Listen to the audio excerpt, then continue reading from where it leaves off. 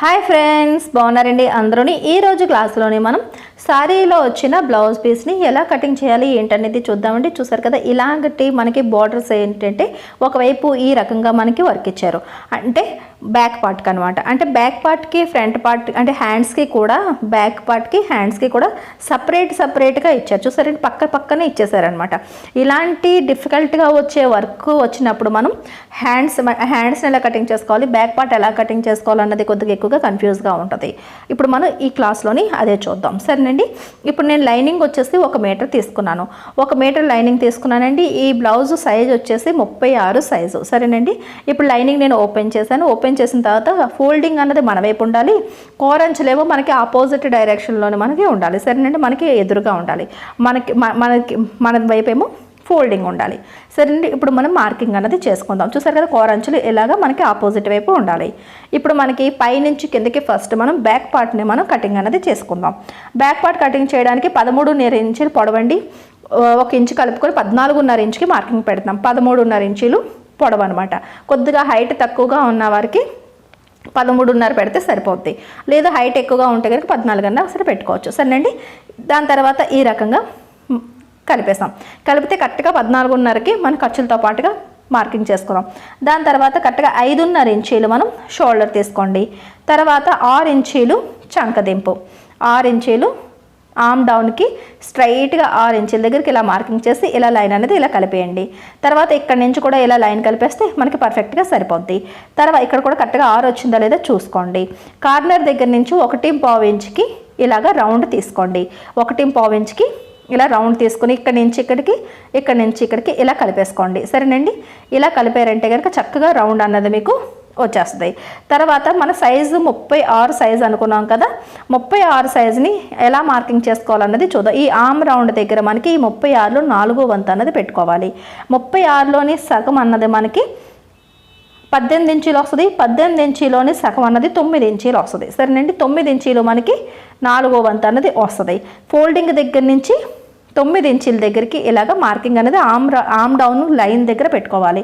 తర్వాత 2 ఇంచీలు బ్లౌజ్ ఖర్చులకి ఎక్స్ట్రా మార్జిన్ అంటాం కదా, కుట్లు కోసం 2 ఇంచీలు పెట్టుకున్నాం, సరేనండి. ఇప్పుడు నడుము ఎంత ఈ బ్లౌజ్కి అంటే కనుక 28 ఇంచులు. మీరు బాడీ మెజర్మెంట్ తీసుకున్నా ఆది బ్లౌజ్ అన్నా సరే హుక్ దగ్గర నుంచి ఐ బెల్ట్ వరకు తీసుకుంటే సరిపోద్ది. చెస్ట్ అన్నదేమో చంక కుట్టు దగ్గర నుంచి చంక కుట్టు తీసుకుంటే సరిపోద్ది. ఇక్కడ 4వ వంతు వచ్చేసి 7 ఇంచీలు వస్తుంది. 7 ఇంచులకి 1 ఇంచు కలుపుకొని 8 ఇంచీల దగ్గరికి ఇలా మార్కింగ్ అన్నది పెట్టేసుకోండి. 28లో 4వ వంతు 7, 7కి 1 ఇంచు కలుపుకుంటే 8. దాని తర్వాత 2 ఇంచులు ఖర్చులకి, సరేనండి. ఇప్పుడు లాస్ట్ పెట్టుకున్న మార్కింగ్లు 2 ఇలా కలిపేయండి. తర్వాత ఫిట్టింగ్ మార్కింగ్లు 2 కూడా ఇలా కలిపేస్తే 2 ఇంచులు ఖర్చులు అన్నది మనకి వేరియేషన్ అనేది క్లియర్గా తెలుస్తుంది.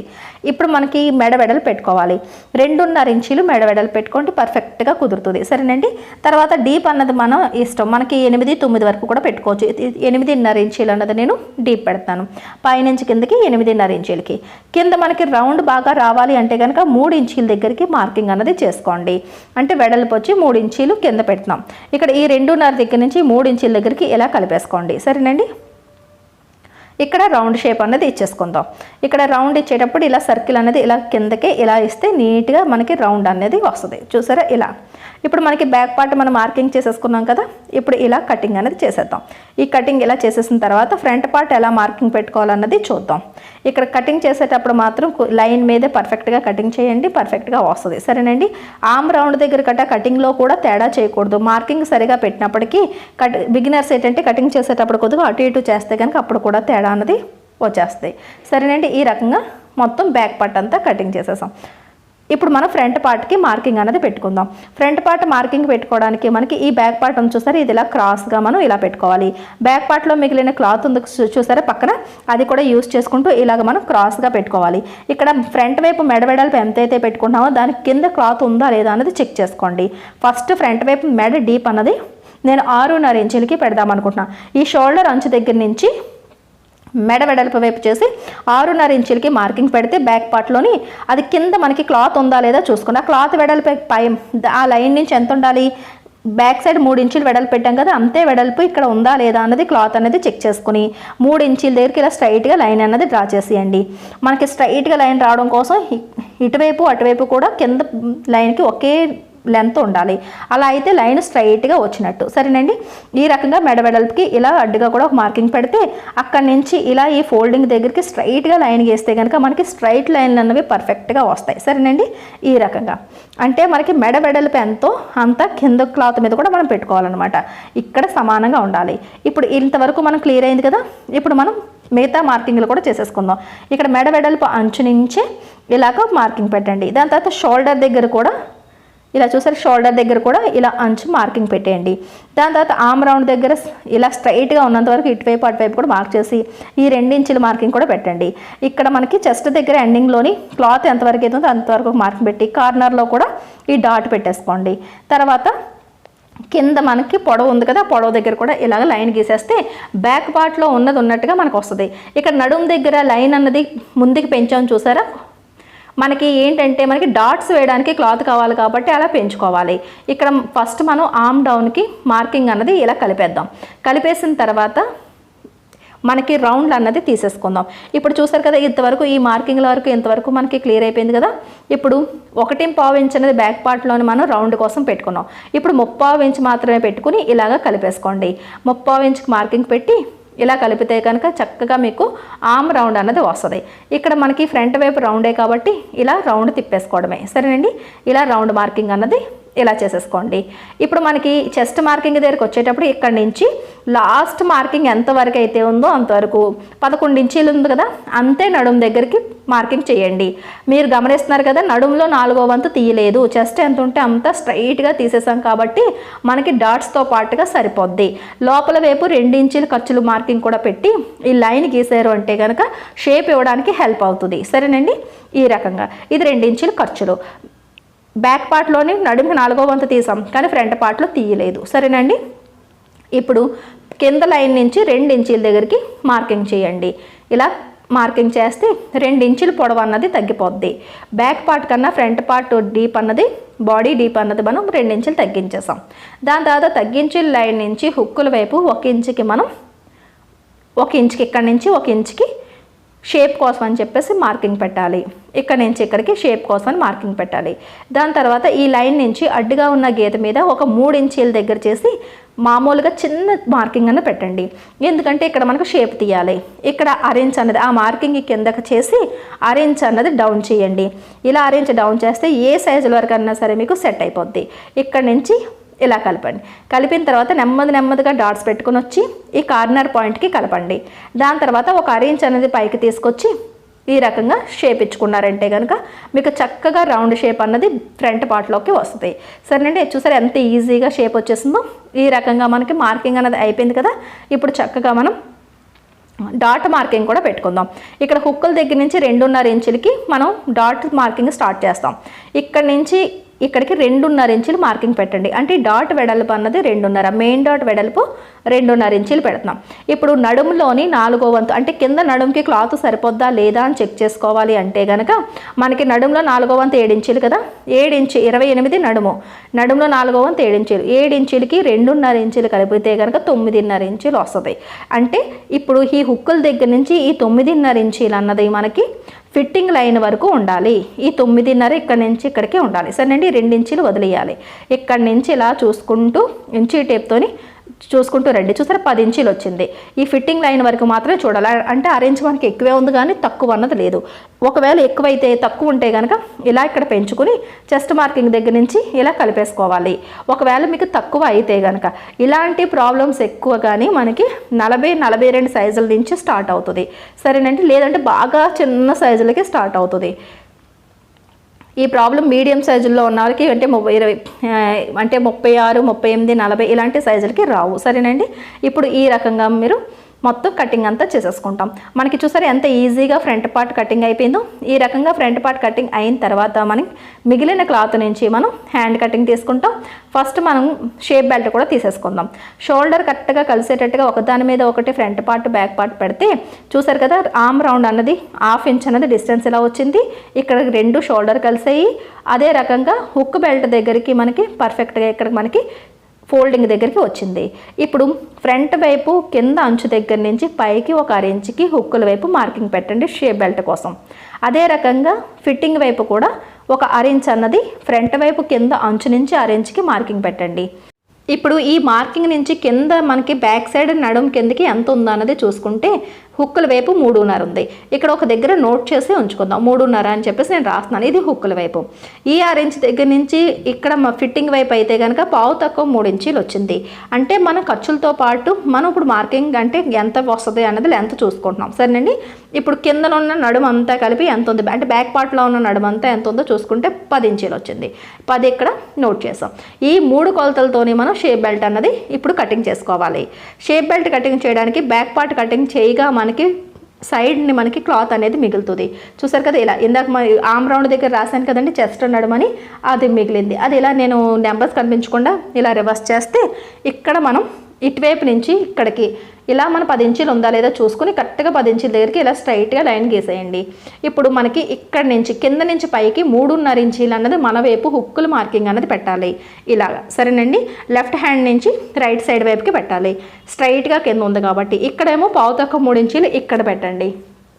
ఇప్పుడు సరిపోయింది కదా. ఇప్పుడు 3 మార్కింగ్లు పెట్టేసాం. ఇప్పుడు ఇక్కడ నుంచి కొద్దిగా ఇలా క్రాస్గా కొద్దిగా కిందకి దిగి తర్వాత ఈ మార్కింగ్ దగ్గరికి ఇలాగ మనం షేప్ ఇచ్చేసుకోవాలి. ఇది ఫ్రీ హ్యాండ్ షేప్ అండి. ఇది ఇవ్వడం మాత్రం మీరు ప్రాక్టీస్ వల్లే వస్తుంది. బిగినర్స్ అయితే కనుక ప్రాక్టీస్ చేసే కొద్దీ వస్తుంది. మరీ అతిగా రౌండ్ ఇస్తే అందంగా ఉంటుందని రౌండ్ చేసేయకండి. మనకి ఫ్రంట్ పార్ట్ లెంత్ అనేది తగ్గిపోద్ది. సరేనండి. ఈ రకంగా కటింగ్ చేసేసుకోండి. దాని తర్వాత చూసారు ఈ 2 ముక్కల్ని మళ్ళీ ఇటువైపు పెట్టి ఇలా చూసుకున్నారు అంటే కనుక నీట్గా ఇంకొక 2 పీసులు అనేవి వచ్చేస్తున్నాయి. అంటే మనకి లైనింగ్ అన్నది 4 ముక్కలు ఇక్కడే వచ్చేసాయి. నేను చెప్పిన విధంగా నా ప్రాసెస్లో మీరు కటింగ్ చేశారు అంటే కనుక క్లాత్ సేవ్ అవుతారు. ఒక క్లారిటీగా ఉంటుంది. ఫస్ట్ బ్యాక్ పార్ట్, తర్వాత ఫ్రంట్, బ్యాక్ ఫ్రంట్ కటింగ్ చేయగా పక్కన మిగిలిన క్లాత్లోని షేప్ బెల్ట్లు, తర్వాత కింద మనకి క్లాత్ మిగులుతుంది. ఆ క్లాత్లోని హ్యాండ్స్ కటింగ్ వస్తుంది. సరేనండి. ఇప్పుడు మనం హ్యాండ్ కటింగ్ చూద్దాం. హ్యాండ్ కటింగ్ చేసేటప్పుడు బ్యాక్ పార్ట్ ఆమ్ రౌండ్ కొలుచుకోమని ఎప్పుడు చెప్తానండి. ఎప్పుడు కూడా ఆమ్ రౌండ్ని కొలుచుకోవాలి. కొలుచుకుంటే వచ్చిన దాంట్లో 1 ఇంచ్ తగ్గించాలి. 10.5 వచ్చింది కదా, 1 ఇంచ్ తగ్గితే 9.5. అంటే మనకి చేతి వెడల్పు మన ఫోల్డింగ్, ఈ ఫోల్డింగ్ అనేది 9.5 ఉండాలి. ఇక్కడ ఈ ఫోల్డింగ్ని కోరంచ వైపుకి ఇలా మళ్ళీ ఫోల్డ్ చేస్తే 4 మడతలు వస్తుంది. ఇక్కడ నుంచి 9.5 ఇంచీలు ఉండాలంటే కొద్దిగా తగ్గుతుంది. అప్పుడు ఏం చేయాలంటే పైన ఉన్న 2 పొరల్ని కొద్దిగా మడత తగ్గించేమో అంటే కనుక కింద ఫోల్డింగ్ అనేది పెరుగుతుంది. ఇప్పుడు కరెక్ట్గా 9.5 ఉందా లేదా చూసుకోండి. చూసారు, కరెక్ట్గా సరిపోయింది. ఇప్పుడు మనకి ఈ కిందనన్న లైన్ అన్నది నాకు స్ట్రైట్గా లేదు కాబట్టి ఒక లైన్ డ్రా చేశాను. ఇక్కడ నుంచి ఇలా కటింగ్ చేసేసుకుంటే కనుక ఇటువైపు లైన్ అన్నది కింద లైన్ అన్నది మనకి పర్ఫెక్ట్గా వస్తుంది. తర్వాత కింద నుంచి పైకి మనకి హ్యాండ్ పొడవు ఎంత ఉందన్నది చూసుకోండి. చూస్తారు కదా, ఫోల్డింగ్ నుంచి 9.5 ఇంచీలు మనం హ్యాండ్ ఫోల్డింగ్ అనేది పెట్టాం. తర్వాత నాకు 7 ఇంచీలు నాకు హ్యాండ్ పొడవు కావాలి. 1 ఇంచ్ పెంచుకుని 8 ఇంచీల దగ్గరికి నేను మార్కింగ్ అనేది చేస్తున్నాను. సరేనండి. 7 ఇంచీలు పొడవు కావాలి. 1 ఇంచ్ పెంచుకోవాలి. ఖర్చులకు పెంచుకొని 8 ఇంచీలకి మార్కింగ్ చేసి ఇలా లైన్ అనేది డ్రా చేసేసాను. ఇప్పుడు మనకి వెడల్పు పొడవు 2 వచ్చాయి. చంకదింపు వచ్చేసి 3 ఇంచీల దగ్గరికి మార్కింగ్ చేయండి. చంకదింపు 3 ఇంచీలు మార్కింగ్ చేసి లోపల వైపుకి కరెక్ట్గా 2 ఇంచీల దగ్గరికి ఇలా స్ట్రైట్గా లైన్ తీసి ఇలా ఒక మార్కింగ్ పెట్టండి. తర్వాత 1.5 ఇంచు ఫోల్డింగ్ దగ్గర నుంచి ఇలా ఒక మార్కింగ్ అనేది పెట్టండి. ఇప్పుడు ఇక్కడి నుంచి ఇలా కలిపేసుకోండి. ఇక్కడి నుంచి ఇలా కలిపేసుకోండి. దాని తర్వాత మనకి చేతి లూజ్ వచ్చేసి 5.5 ఇంచీలు. 5.5కి ఒక మార్కింగ్ పెట్టండి. ఈ 2 ఇంచులు ఖర్చులు మాత్రం మర్చిపోకూడదు. ఖర్చులకి 2 ఇంచులు కలుపుకోండి. సరేనండి. ఇప్పుడు ఇక్కడ నుంచి ఈ ఖర్చులు మార్కింగ్ దగ్గర నుంచి ఇలాగే మనం కలిపేసుకోవాలి. ఇదేమో ఫిట్టింగ్ మార్కింగ్. ఈ ఫిట్టింగ్ మార్కింగ్ కూడా ఇలా కలిపేసుకుంటే హ్యాండ్ షేప్ అన్నది మీకు పర్ఫెక్ట్గా వచ్చేస్తుంది. ఈ 2 ఇంచుల ఖర్చులు అన్నది బ్యాక్ పార్ట్లోనే ఉండాలి, ఫ్రంట్ పార్ట్లోనే ఉండాలి, అలాగే హ్యాండ్ కూడా ఉండాలి. అప్పుడే సైడ్ జాయింట్లు అనేది పర్ఫెక్ట్గా వస్తుంది. తర్వాత కటింగ్ చేసేసాం. కటింగ్ చేసిన తర్వాత లోత్ అయితే ఇప్పుడు నేను తీసుకోనండి. లోత్ ఎప్పుడు కూడా స్టిచ్చింగ్లో చేస్తాను. అది మీకు స్టిచ్చింగ్ చేసేటప్పుడు చూపిస్తాను. ఇప్పుడు మనకి ముక్కలు తక్కువైనాయి కదా, అది ఇటువైపు సరిపోతుందా లేదా నేను చెక్ చేస్తున్నాను. ఇటు సరిపోద్ది అని అనుకున్నప్పుడు ఇటు తీయండి. లేదనుకుంటే కనుక ఇటువైపు నుంచి ఎక్కడి నుంచి ఒక ముక్క అనేది మనం అంటే 2 ఆల్రెడీ ఫోల్డింగ్లోనే క్లాత్ ఉంది కాబట్టి ఇక్కడ తీసుకుందాం. ఫస్ట్ అంచు దగ్గర నుంచి ఇటువైపు అయితే స్ట్రైట్గా వచ్చిందో అటువైపు ఒక అరేంజ్ అన్నది మీరు మార్కింగ్ చేసుకోండి. ఆ అరేంజ్ మార్కింగ్ అన్నది ఇప్పుడు తక్కువగా ఉన్న లేయర్లు ఉన్నాయి చూసారా, ఈ లేయర్లు అన్నవి మనకి ఇక్కడ ఈ అంచుకి కరెక్ట్గా ఈ లైన్ దగ్గరకు వచ్చేటట్టుగా 6 ఇంచ్ లైన్ దగ్గరకు వచ్చేటట్టుగా పెట్టుకొని ఇలా పిన్ అన్నది ఇలా పెట్టేసుకోండి. ఇలా పిన్ పెట్టిన తర్వాత మొత్తం క్లాత్ని ఇలా రివర్స్ చేయండి. రివర్స్ చేసిన తర్వాత కిందనున్న లేయర్లు అనేవి మనకి కావాల్సినంత కొలతలతో ఉన్నాయి కాబట్టి ఆ అంచులంటే కటింగ్ చేసేసారు అంటే కనుక మనకి కావాల్సిన అతుకులు అనేవి పర్ఫెక్ట్గా వచ్చేస్తాయి. చూసారా, ఇంత అందంగా మనం కటింగ్ చేసేసుకోవచ్చు. ఫోల్డింగ్ దగ్గర ఒక చిన్న కట్ పెట్టండి. ఇప్పుడు మనకి బ్యాక్ పార్టు, ఫ్రంట్ పార్టు, అలాగే మనకి షేప్ బెల్ట్ వచ్చేసి మనకి హ్యాండ్స్ కూడా కటింగ్ అయిపోయినాయి. ఇప్పుడు ఒరిజినల్ పీస్ తీసుకుందాం. ఒరిజినల్ పీస్ తీసుకున్న తర్వాత మనకి ఫస్ట్ ఏంటంటే మనకి బార్డర్స్ అనేవి చాలా కన్ఫ్యూజ్గా వచ్చినాయి కాబట్టి ఫస్ట్ ఇది ఎలా కటింగ్ చేయాలన్నది చూద్దాం. ఇది అటు ఇటు ఇక్కడ చూసారా మధ్య భాగంగా కొద్దిగా ఇంటూ షేప్లోని కొద్దిగా లైన్ కింద ఒక వర్క్ వచ్చింది, కానీ మెయిన్ డిజైన్ అన్నది సైడ్లకు వెళ్ళిపోయినాయి. మనకి ఎలా ఉంటే అలాగే మనం స్టిచ్చింగ్ చేయగలం కాబట్టి కరెక్ట్గా సెంటర్కి ఇలా ఫోల్డ్ చేసుకుందాం. అంటే సెంటర్లో ఉండవలసిన డిజైన్లోనేమో మనకి ఖాళీ వచ్చి అటు ఇటు కొద్దిగా నడుం భాగం దగ్గరికి మనకి డిజైన్ వచ్చింది. అలాగని ఇది వేస్ట్ చేయలేము. కస్టమర్ బ్లౌజ్ అండి, ఇది మనకి ఎంత మంచి బార్డర్ వచ్చినప్పుడు మనం వేస్ట్ చేయలేము కదా. కాబట్టి మనం ఈ బార్డర్ ఎంతవరకు వస్తే అంతవరకు ఉంచాలి. కాకపోతే టక్స్ దగ్గరికి డాట్స్ వేసే దగ్గరికి మనకి ఇది వచ్చేటట్టు ఉంది. కొద్దిగా జాగ్రత్తగా స్టిచ్చింగ్ చేయవలసి వస్తుంది. ఇప్పుడు ఈ ఫోల్డింగ్ కరెక్ట్గా సెంటర్లోకి ఇలా ఫోల్డ్ చేసిన తర్వాత ఇది చూసారు కదా, ఇలా మనకి ఈ బ్యాక్ పార్ట్ని పెట్టాలి. ఫోల్డింగ్ వచ్చినప్పుడు ఫోల్డింగ్ వైపు పెట్టాలి. ఇది మనకి ఇలాంటి శారీ మన దగ్గర లేదు కదా అని చెప్పేసి మీరు వీడియోని స్కిప్ చేయకండి. ఇలాంటి పరిస్థితి ఎప్పుడైనా మీకు కూడా రావచ్చు. కొద్దిగా జాగ్రత్తగా చూసామంటే కనుక తర్వాత కన్ఫ్యూజ్ అవ్వకుండా చక్కగా ఫటాఫట్ మనం కటింగ్ చేసుకోగలుగుతాం. సరేనండి, ఇక్కడ కదలకుండా మాత్రం పిన్ పెట్టుకోండి. ఇలాంటి డిఫికల్ట్ డిజైన్స్ ఉన్నవి మనం ఎప్పుడు కూడా మనకి క్లాత్ కూడా కొద్దిగా సిల్క్గా ఉంది కాబట్టి చక్కగా ఇలాగ మనం పిన్స్ పెట్టేసుకున్నారంటే కనుక కదలకుండా ఉంటాయి. సరేనండి, ఇప్పుడు కటింగ్ చేసేద్దాం. ఇలాంటిది ఇది గుజరాతీ శారీ అండి. ఇప్పుడు బార్డర్ ఎలా అయితే వచ్చిందో అలాగే ఫుల్గా శారీ అంతా కూడా బార్డర్ ఫుల్గా వర్క్ వచ్చింది. శారీ అయితే సూపర్గా ఉంది, కానీ ఇక్కడ బ్లౌజ్ దగ్గరకు వచ్చేటప్పటికి ఇలా అటు ఇటు కాకుండా డిజైన్ అన్నది ఇచ్చేసారు. ఇప్పుడు చక్కగా మనకి లైనింగ్ అంచులు ఎలా అయితే ఉన్నాయో అంతవరకు నీట్గా ఇలాగ కటింగ్ అన్నది ఇలా చేసేయండి. సరేనండి, ఇలా కటింగ్ చేసేసిన తర్వాత ఫ్రంట్ పార్ట్ అన్నది తీద్దాం. ఇది జరిగిపోకుండా నీట్గా మన వైపుకి ఇలాగ తిప్పుకొని నీట్గా కటింగ్ అనేది చేసేయండి. ఎక్కడా కూడా కదలనివ్వకండి, ఎందుకంటే మనకి వర్క్ మళ్ళీ అటు ఇటు అయ్యిందంటే కనుక మనకి ఇబ్బంది అవుతుంది. నెక్ వర్క్ అన్నా పర్లేదు, కానీ ఇలాంటి వర్క్లు అయితే కనుక ఇంకా ఇబ్బందిగా ఉంటుంది. సరేనండి, ఇప్పుడు ఇలా మన ఫోల్డింగ్ మళ్ళీ కరెక్ట్గా మీరు ఈ రెండు అంచులు కలిపి మళ్ళీ కరెక్ట్గా ఇలాగ ఫోల్డింగ్ అనేది పెట్టండి. ఇలా ఫోల్డింగ్ పెట్టిన తర్వాత ఇక్కడ ఫస్ట్ మనం ఫ్రంట్ పార్ట్ని క్రాస్గా తీసేద్దాం. ఇక్కడ పక్కన క్లాత్ మిగిలింది కాబట్టి ఈ క్లాత్ని యూజ్ చేసుకుని ఇలా మనం ఇలా క్రాస్ తీస్తే కిందలో ఉన్న రెండు అంచులు కూడా పర్ఫెక్ట్గా ఓపెన్ వైపు ఉన్నాయా లేవా అన్నది చూసుకోండి. లేదనుకుంటే కనుక మనకి కటింగ్ తేడా వచ్చేస్తాయి.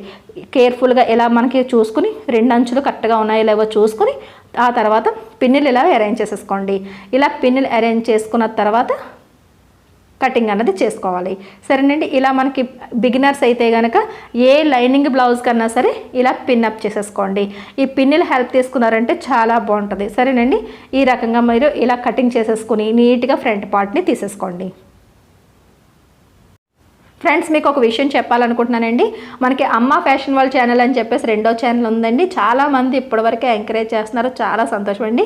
కొత్తగా చూస్తున్నట్టయితే కనుక ఒక్కసారి ఆ ఛానల్కి వెళ్ళి చూడండి. ఏవైనా రిక్వైర్మెంట్లు ఉంటాయి కనుక మీకు ఆ ఛానల్లో కూడా నేను మీ డౌట్స్కి వీడియోస్ చేసి పోస్ట్ చేస్తూ ఉంటాను.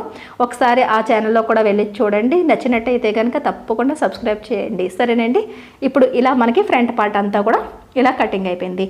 ఇలా కటింగ్ అయిన తర్వాత చూసారు కదండి, ఇక్కడికి వచ్చేటప్పటికి మాత్రం ఎలా మనం నాకు తెలిసినంత వరకు ఎలా మనం హ్యాండ్కి మధ్యలోకి చేద్దామని మనం పెట్టినా సరే అది హ్యాండ్ మధ్యలోకి రాదు. ఇలా మనం పెడదామనుకుంటే పక్కన క్లాత్ అనేది చాలా వరకు తగ్గిపోతుంది. అలాగని చెప్పేసి ఆ గ్రీన్ క్లాత్ కూడా మన దగ్గర అంత లేదు. మనకి బార్డర్కి క్లాత్ తగ్గిపోయిందంటే కనుక నార్మల్ అంతా ఒకే కలర్లో ఉండేటట్టయితే పర్లేదు, అతుకులు వేస్తాం. కానీ ఇదైతే కష్టం కాబట్టి కరెక్ట్గా ఇలా సెంటర్కి ఇలా ఫోల్డ్ చేసుకుని డిజైన్ ఎంతవరకు అయితే వస్తుందో చూసుకుని ఇప్పుడు చూసారు కదా, ఇలా ఫస్ట్ ఓపెన్ చేసేయండి. ఇప్పుడు చూసారా అటు ఇటు కాకుండా డిజైన్ అన్నది ఇచ్చారు.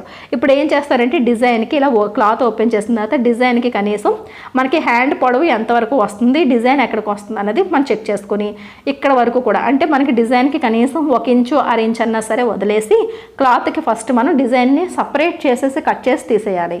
ఇలాంటి డిఫికల్ట్ వచ్చినప్పుడు ఏం చేయాలంటే 1 ఇంచు అన్నా వదిలి పైన ఫోల్డింగ్ కోసం కనీసం 1/2 ఇంచ్ అన్న వదిలి ఇలా ఈ బార్డర్ని మొత్తం తీసేసుకోండి.